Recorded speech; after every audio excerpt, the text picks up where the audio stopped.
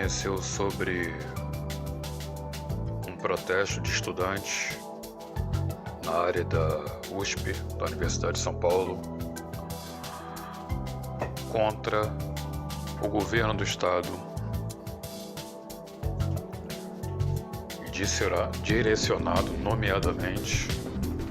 ao governador Tarcísio de Freitas,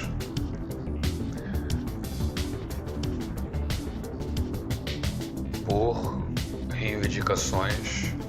como a qualidade da alimentação no refeitório da universidade. Segundo os estudantes, foram encontrados inclusive alimentos sem condições de serem consumidos, e por conta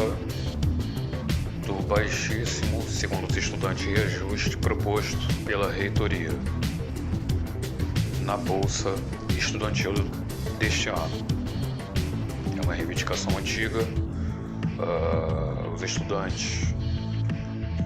já vinham descontentes com o tratamento dado às reivindicações de correção e reajuste salarial dos professores e dos servidores da área de educação, e com esta situação em relação às refeições e com o reajuste muito aquém do esperado das bolsas estudantis, houve a eclosão desse protesto, houve confrontos com policiais e os protestos continuam ali na USP. O Traficante da Liberdade acredita que a situação em relação às bolsas estudantis e a alimentação obviamente são válidas, mas ao mesmo tempo são crises de fácil contorno, por mais que o governador possa alegar alguma falta de verba disponível agora no final do seu não mandato, mas de período pré-eleições presidenciais. Mas acreditamos que seja algo que seja bastante fácil. Talvez menos fácil seja contornar as reivindicações políticas que se aproveitam para fazer nestes movimentos, como por exemplo achincalhar o governo do estado atual, como por exemplo colar isto a outros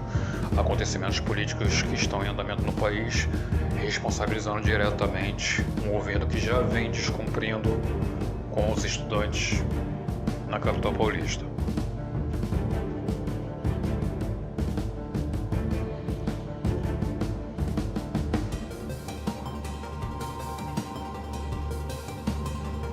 Fazendo aqui uma atualização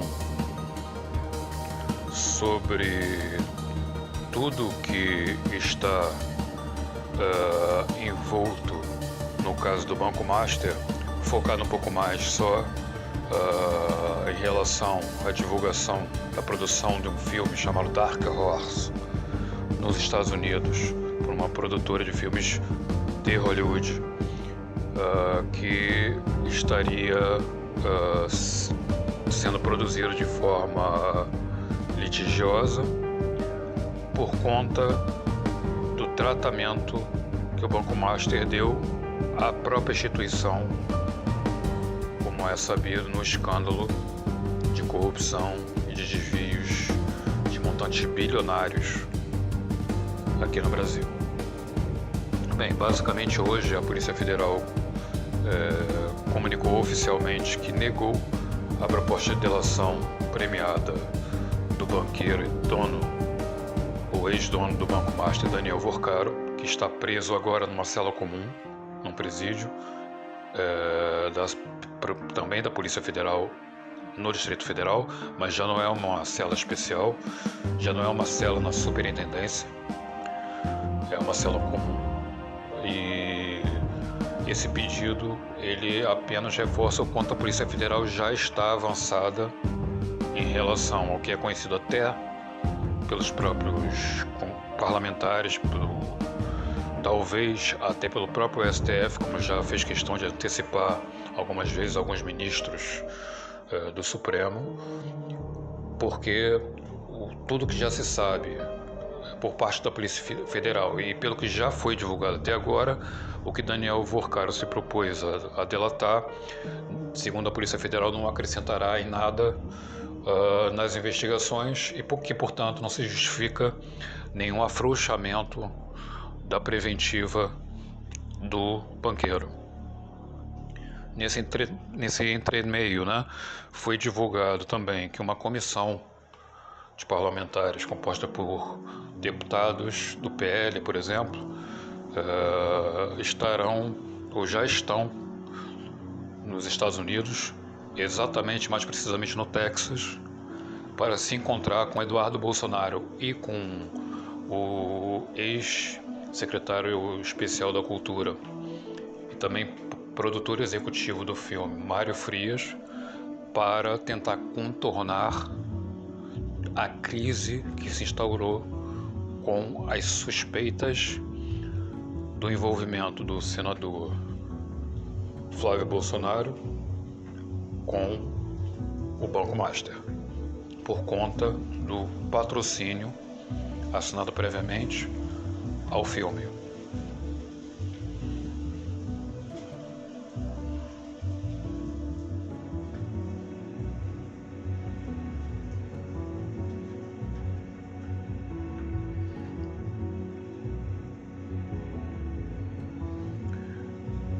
Ainda na seara policial,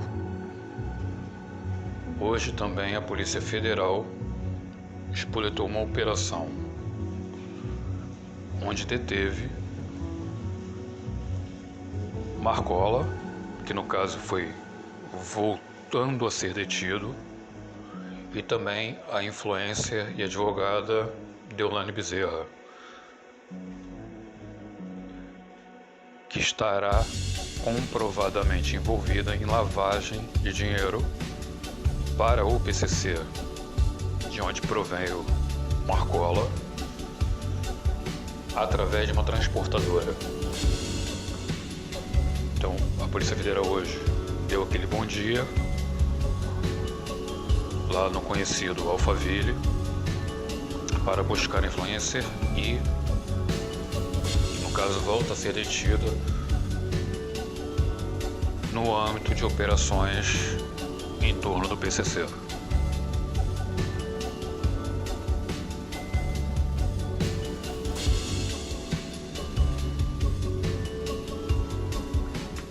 Aliás, o Traficante da Liberdade quer fazer aqui um parênteses para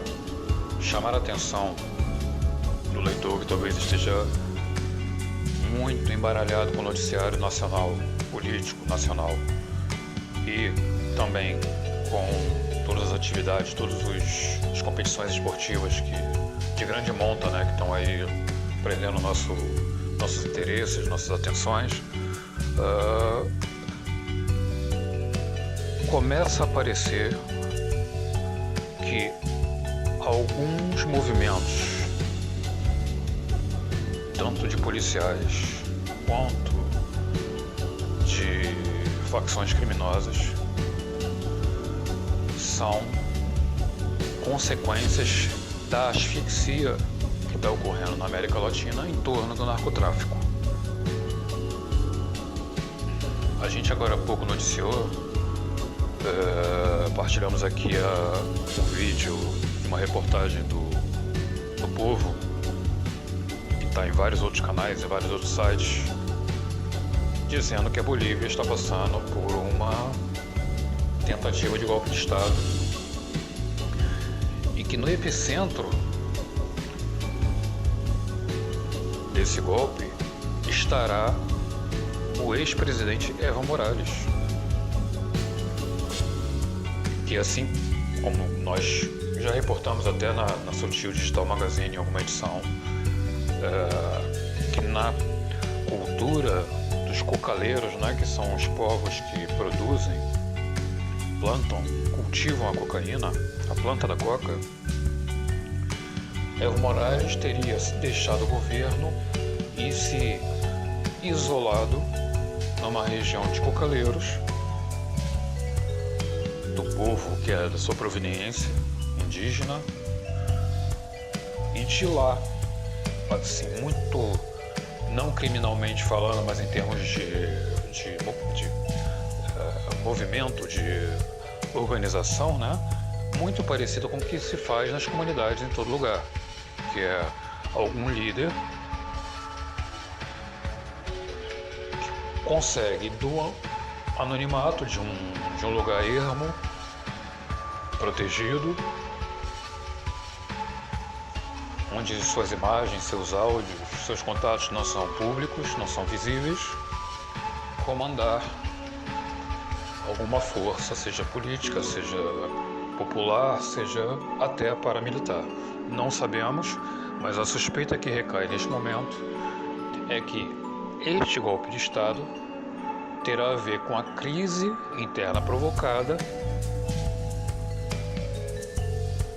não só pelas políticas deixadas pelo próprio Evo Morales e pelos seus sucessores, como por essa asfixia econômica que estaria ajudando a provocar essa crise internamente contra o narcotráfico. Sabemos que a Bolívia,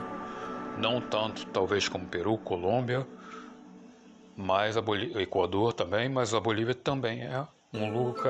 local de pelo menos plantio da planta da coca, que é a planta básica para a produção da droga e, portanto, terá a ver de alguma forma com esses esquemas criminosos. Evo Morales sempre defendeu que não, que a planta da coca faz parte da cultura do seu povo, que é plantada como todos os vegetais, é usado como todos os vegetais de maneira benéfica, através da mastigação, e que tem a ver com a própria sobrevivência, subsistência do povo naquela região. A coca seria necessária para viver ali devido à altitude, devido a todas as condições ali, não só vegetais, mas climáticas. Mas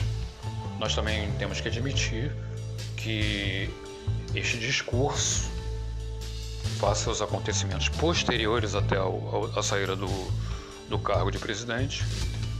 esse discurso de Morales pode não corresponder exatamente à verdade, no sentido de que o narcotráfico não tem nenhuma influência, nem poder, nem território, nem comércio dentro da Bolívia. Então vamos acompanhar aí isso que está acontecendo e com este olhar sempre de tentar entender o quanto isso influencia ao que acontece aqui no Brasil, como por exemplo em torno do PCC nos últimos dias.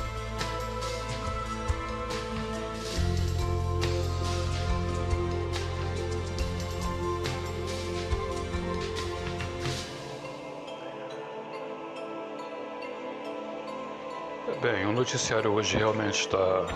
bastante policial, mas nós não podemos deixar de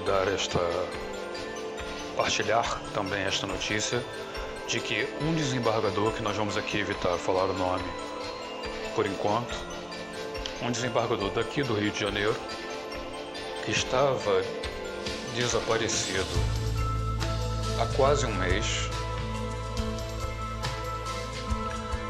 foi encontrado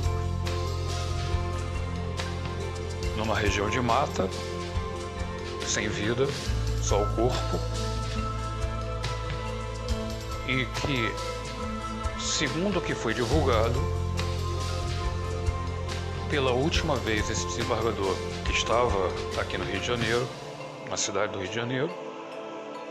no último dia em que ele foi visto, foi na parte da noite, ele terá próximo da 1 da manhã, há um mês atrás, durante a semana, ido até um banco, fez um levantamento de aproximadamente R$1.000 e se dirigiu para a Vista Chinesa, aqui no alto da Floresta da Tijuca. Para quem conhece, é um dos pontos turísticos, é um dos mirantes mais conhecidos aqui do Rio de Janeiro. Mas aquele horário, todos nós sabemos que ali é uma beira de estrada de serra, não tem praticamente não só pessoas, mais carros circulando e iluminação. Ele se dirigiu para a vista chinesa e desde lá,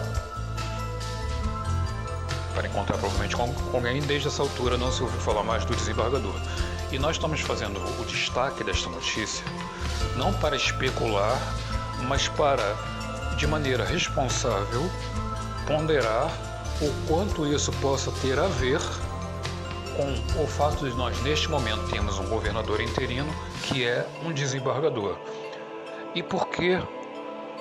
isto merece um destaque? Porque desembargadores há milhares no Brasil. É que o governador atual do Rio de Janeiro, ele está sendo visto de maneira até de certa forma branda pela população geral, mas porque ele está fazendo um trabalho cujo a prioridade tem sido exonerar pessoas do cargo. Cargos assim, criados de maneira artificial para contratar e pôr ali alguém no organograma do equipamento público, funcionários fantasmas, ou seja, ele está limpando, digamos assim, o rol de servidores com uma espécie de demissão daqueles que realmente estavam ali constando sem ter nenhuma função até cumprir com horários, com presença, tá? Então ele está sendo visto porque isso obviamente moraliza a instituição e também poupa os bolsos dos contribuintes, com gastos com familiares de políticos, de ex-políticos e por aí afora, né? Mas esse trabalho, ele também atinge aqueles que estão sendo mandados embora. E esses que estão sendo mandados embora podem não estar propriamente satisfeitos pelo governo do estado do Rio estar sendo higienizado de funcionários pelegos que estão ali só para receber alguma coisa, né? Então, a morte desse desembargador há um mês atrás não teria nenhuma relação, mas o Traficante da Liberdade quer chamar essa atenção, porque realmente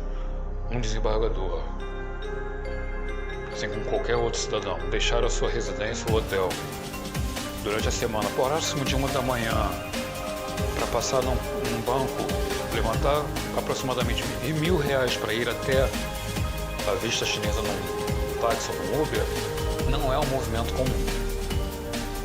É um movimento suspeito também, ok?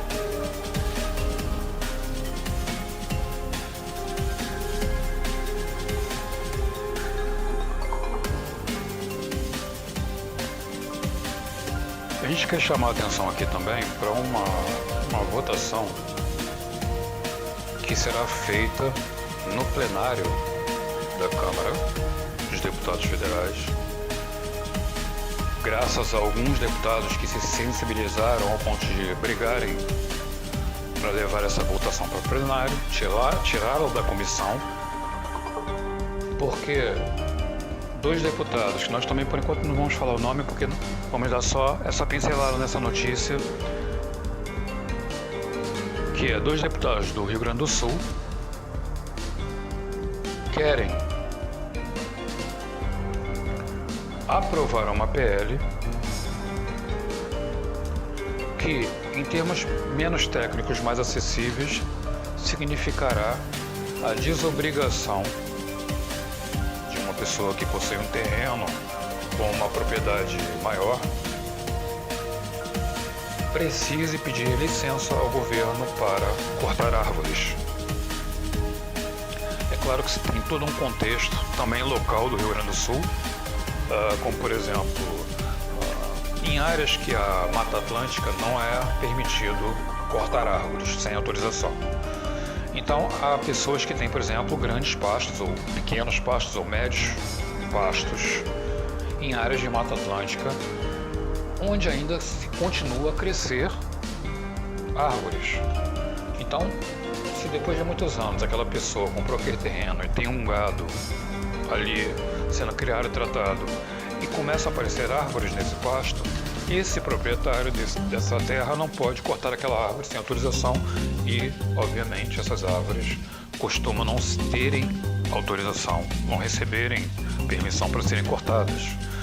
Então há ali, obviamente, uma série de detalhes que esses deputados querem chamar para as condições que os agricultores, que os agropecuaristas enfrentam no seu trabalho, no seu cultivo. Mas, na prática, esses deputados querem aprovar isso a nível nacional e isso permite, inclusive, desmatamentos em massa sem nenhuma autorização ou fiscalização na Amazônia, no Pantanal, em parques, em florestas sobre legislação de proteção ambiental, em litorais. E o Brasil, assim como todo mundo, tá? Mas o Brasil hoje, uma das coisas que a gente mais precisa, ao invés de acompanhar podcasts, é plantar árvores. Por causa de todas as mudanças climáticas que nós já estamos sofrendo. Não é que ainda vai sofrer, porque há 20, 30 anos atrás, isso era uma conversa ecológica de uma preocupação mais voltada para o futuro. Mas esse futuro, para muita gente, em muitos lugares, já chegou. E nós sabemos que com menos árvores nós temos mais inundações e mais incêndios espontâneos. Numa área como o Brasil, que é coberto por muita rede fluvial, muito litoral, marítimo e muitas áreas verdes. Então, para a gente, inundação e incêndio florestal é tão trágico como são os furacões e os terremotos em outros países, que são de dificílimo controle, ou às vezes impossível sequer de controlar, e de causas de danos bastante complicadas.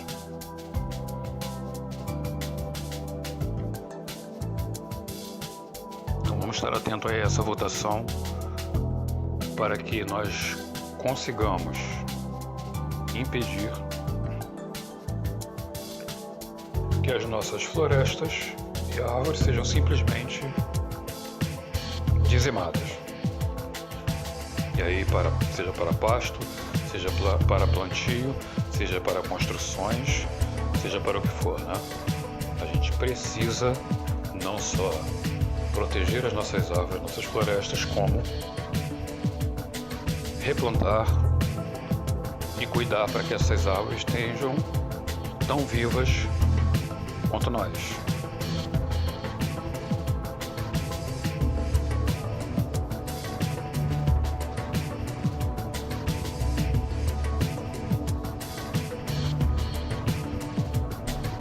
No esporte, nós temos aqui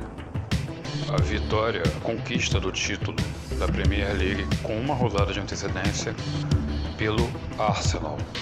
O Arsenal já não ganhava um título na Inglaterra,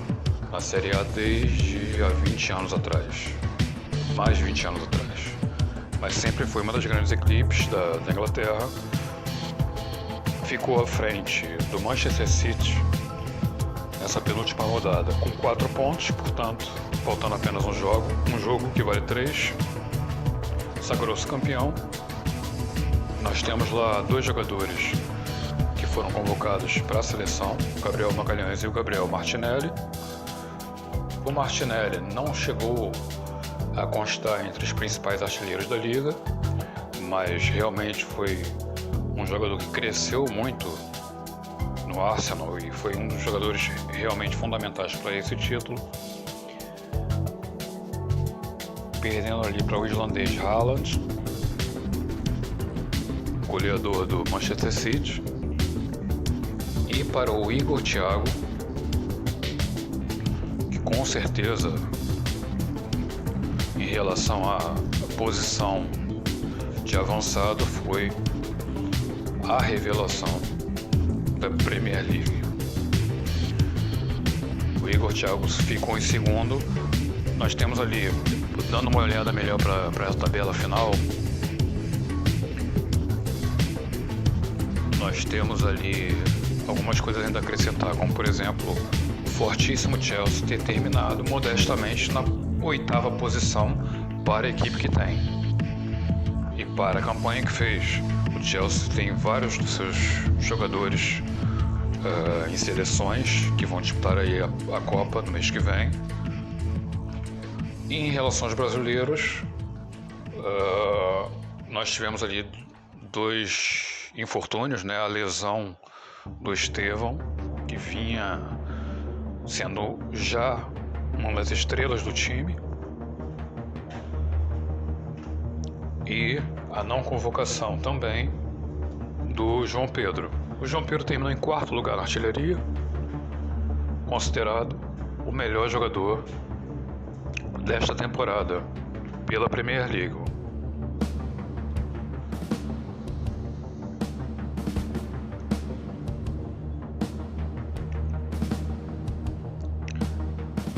Aqui na Libertadores, a gente pode começar dizendo que o Flamengo já está classificado graças à vitória de ontem sobre o Estudiantes aqui no Maracanã. Quem marcou o gol foi o Pedro,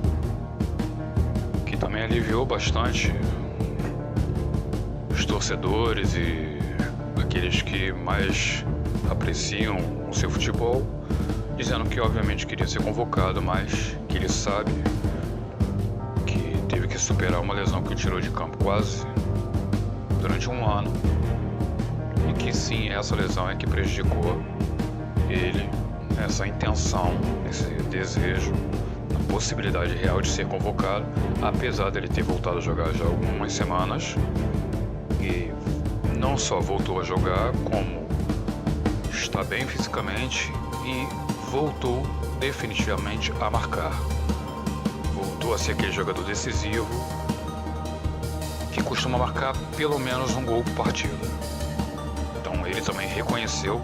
que está bem no Flamengo, está bem fisicamente, que a convocação era desejada, mas que é compreensível que ele não tenha tido as mesmas possibilidades que os seus outros colegas, que os seus outros concorrentes à vaga, e que nesta Copa nós temos realmente uma lista enorme de atacantes que poderiam estar na seleção.